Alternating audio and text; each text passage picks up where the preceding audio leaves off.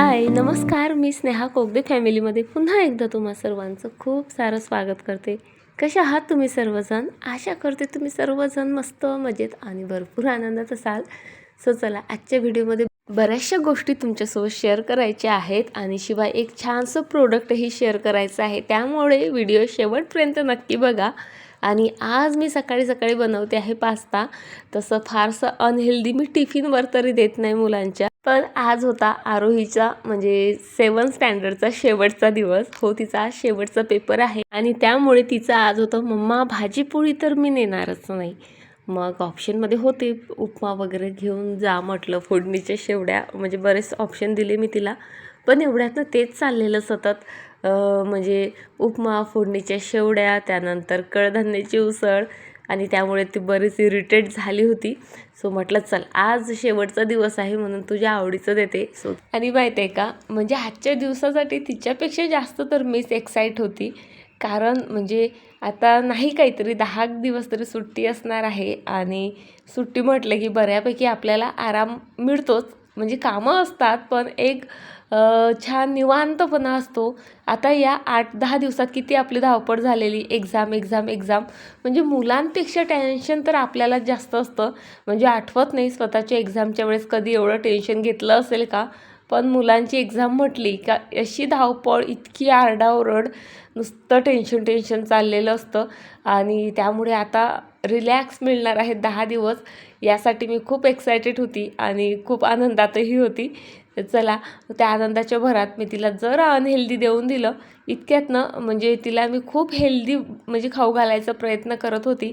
पिहूचं काय होतं, पिहू बऱ्याचदा ऐकत नाही, पण ती ऐकते ना, त्यामुळे तिला जास्तीत जास्त हेल्दी द्यायचा माझा प्रयत्न असतो। मध्ये मी शेंगदाण्याचे लाडू वगैरे बनवले होते तिच्यासाठी, त्यामुळे असं कधीतरी अनहेल्दी दिल्या गेलं की सोबत 1-2 लाडू द्यायची, त्यामुळे मग तिचं म्हणजे जे ते भरून निघायचं।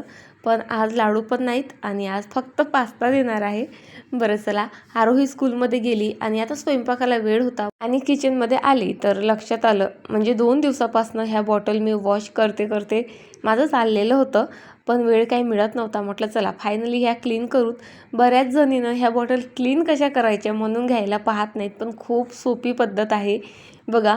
मी फक्त गरम पाणी या 2 बॉटलमध्ये ओतलं आणि त्यामध्ये डिशवॉश लिक्विड टाकलं आणि या गंजामध्ये गरम पाण्यामध्येच या बॉटलचे झाकण वगैरे वगैरे जे आहेत ते भिजायला ठेवलेत मी।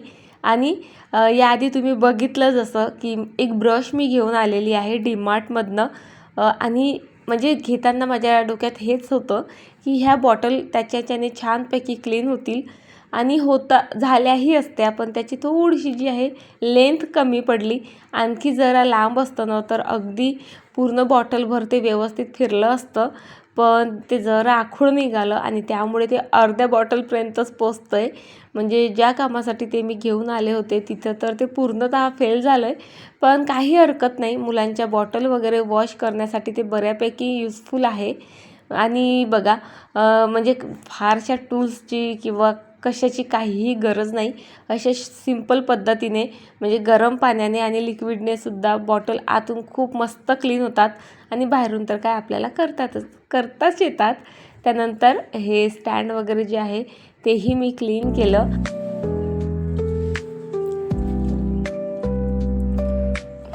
उन्हाळ्यात ना ही भाजी खायची मजा काही वेगळीच आहे।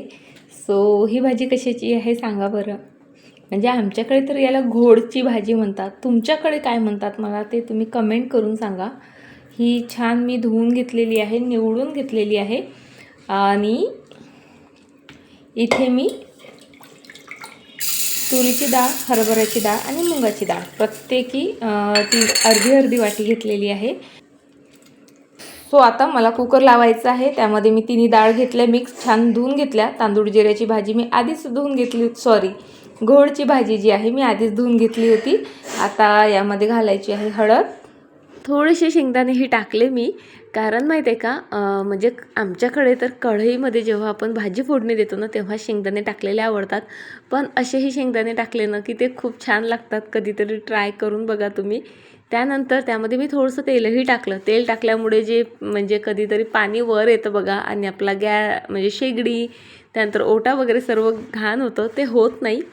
सो भाजी छान शिजवून घेतली मी आणि आत्ता देते आहे फोडणी. फोडणी देताना मी एवढ्यातनं माहीत नाही का लाल मिरच्या मला भरपूर टाकायला आवडतात. कोणत्याही भाजीत टाकते आहे कारण लाल मिरच्यांचा जो स्मोक, जो फ्लेवर उतरतो ना भाजीत, आहा म्हणजे मला तरी फार आवडतो. अगदी तडक्याचा फ्लेवर येतो. त्यानंतर भरपूर कढीपत्ता, मस्त भरपूर अद्रक लसूणची पेस्ट घातली. त्यामध्ये जिरं घालते मी प्रत्येक वेळेस, म्हणजे पेस्ट बनवताना. तरीही भाजीतही जिरं घालते, म्हणजे मला आवडतं पर्सनली. आणि ज्या माझ्या आवडीच्या भाज्या आहेत ना त्यामध्ये तर भरपूर गोष्टी एक्स्ट्राच टाकते, म्हणजे तेल सोडून. बरं आजही बघा खूप कमी तेलामध्ये ही गोडची भाजी मी बनवते आहे. अगदी बेसिक मसाले घालते आहे, म्हणजे तिखट, हळद, मीठ, जिरेपूड, धनेपूड आणि थोडासा गोडा मसाला. आणि झालं. इतकी सोपी जी आहे या भाजीची रेसिपी आहे, खूप इझी आहे. आणि ही भाजी ना खरंच हेल्दी भरपूर आहे. फक्त उन्हाळ्यातच मिळते कारण या भाजीची प्रवृत्ती जी आहे ना ती थंडी असते आणि उन्हाळ्यात आपलं शरीर थंड ठेवायसाठी ही भाजी मदत करते.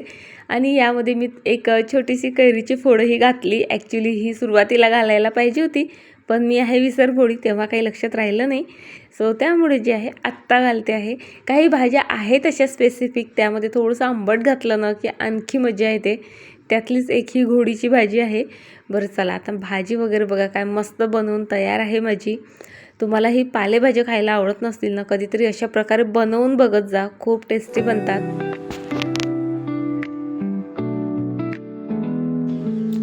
टॅप सर्वांचे ग्लासेस सर्व उचलायचं आधी. आता सुट्ट्या लागल्या म्हटल्यावर मुलांसोबत जरा स्ट्रिक हे व्हावंच लागतं, नाहीतर त्यांचा पसारा म्हणजे माझ्या घराची वाट लावतं. तो हाय गाइस, मैं 8:30 बजे आऊँगी मम्मी. फायनली माझ्या आरोहीची एक्झाम संपली. पिहूची तर केव्हाची संपलेली आहे. आणि आज आरोहीचा लास्ट लागेल ना मला, आज आरोहीचा लास्ट पेपर होता.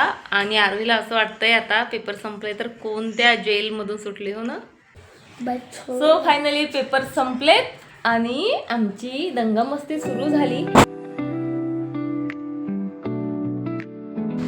सो आज आरोहीचा लास्ट पेपर होता. दररोज तशी तर आरोही खेळायला जातच होती, दररोज म्हणजे कधीतरी मी जाऊ द्यायची, म्हणजे 2-1 दिवसाचा गॅप असला पेपरमध्ये तर तिला खेळायला जाऊ द्यायची, पण लगेच पेपर असला तर मी तिला खेळायला नाही जाऊ द्यायची. आणि यामुळे ती खरंच खूप इरिटेट व्हायची.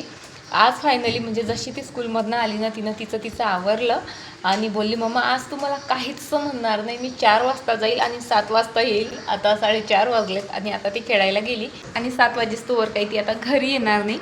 पिहू आहे आणखी माझ्या सोबतीला, पण तोही थोड्याच वेळात खेळायला जाईल. सो चला आता आरोही गेली आणि पिहूचं आता ते फटाके बनवणं जे आहे चाललेलं आहे, थोड्या वेळात तोही जाईल. बरं एकदाचे दोघं बाहेर गेले ना की मला माझी कामं तरी सुचतात, नाहीतर नुसतं लुडबुड प्रत्येक कामात लुडबुड चाललेली असते.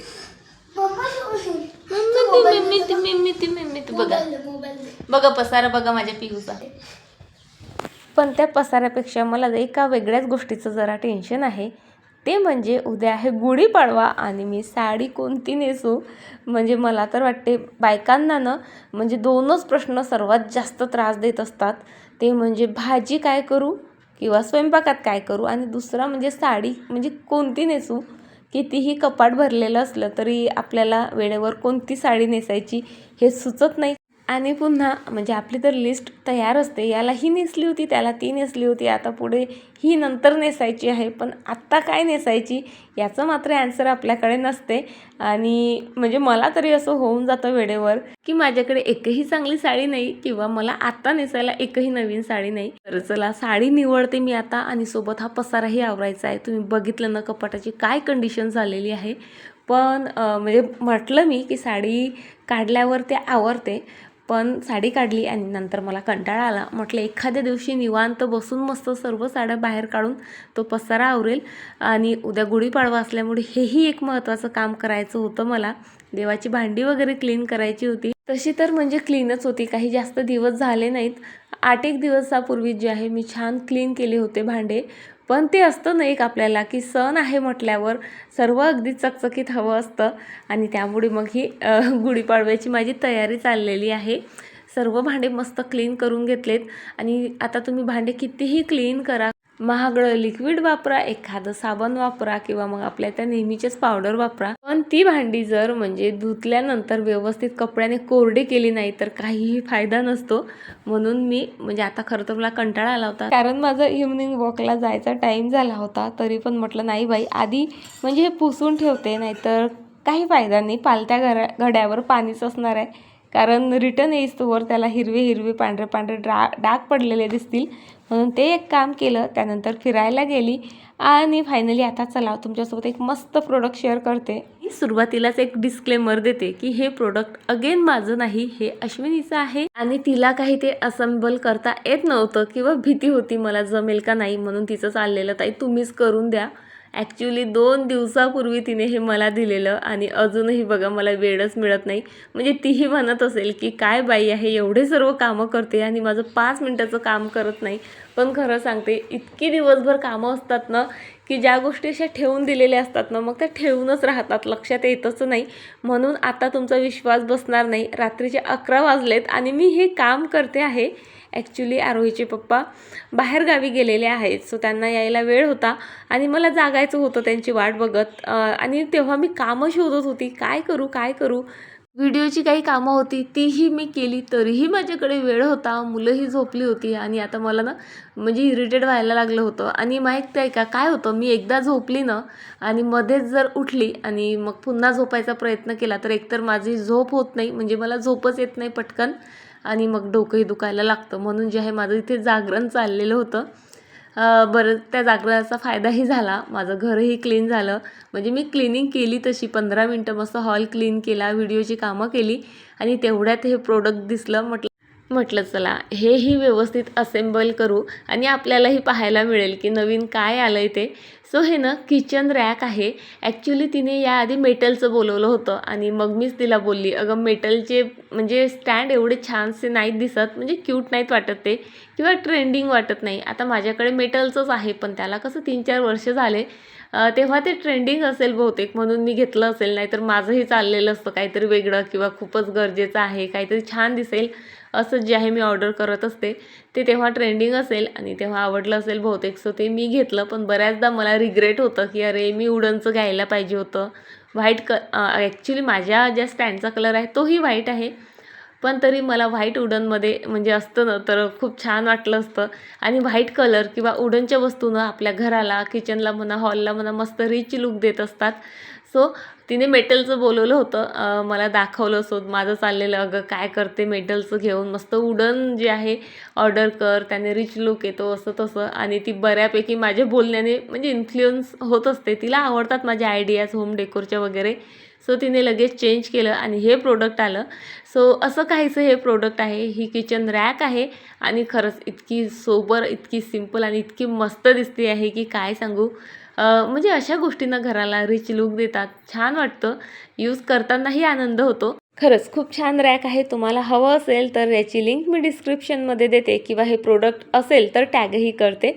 बरं चला, आता या सुंदर आणि ट्रेंडी अशा किचन प्रोडक्टसोबत आजचा व्हिडिओ मी इथे संपवते. बऱ्यापैकी शॉर्ट व्हिडिओ बनवायचा एवढ्यात मी प्रयत्न करते आहे, कारण 16-17 मिनटाचा व्हिडिओ म्हटला तरी लेंदी होतो, बऱ्याचदा स्किप केला जातो आणि त्यामुळे व्ह्यूज कमी येत असतील. असं तसं भरपूर गोष्टी माझ्या डोक्यात चालल्या आहे आता. तो बऱ्याच गोष्टींवर काम करायचं ठरवलं आहे मी आता. चला व्हिडिओ इथे संपवते आणि तुम्हाला उद्या भेटते अशाच एका छान व्हिडिओसोबत. तोपर्यंत फ्रेंड्स स्वतःची काळजी घ्या. बाय.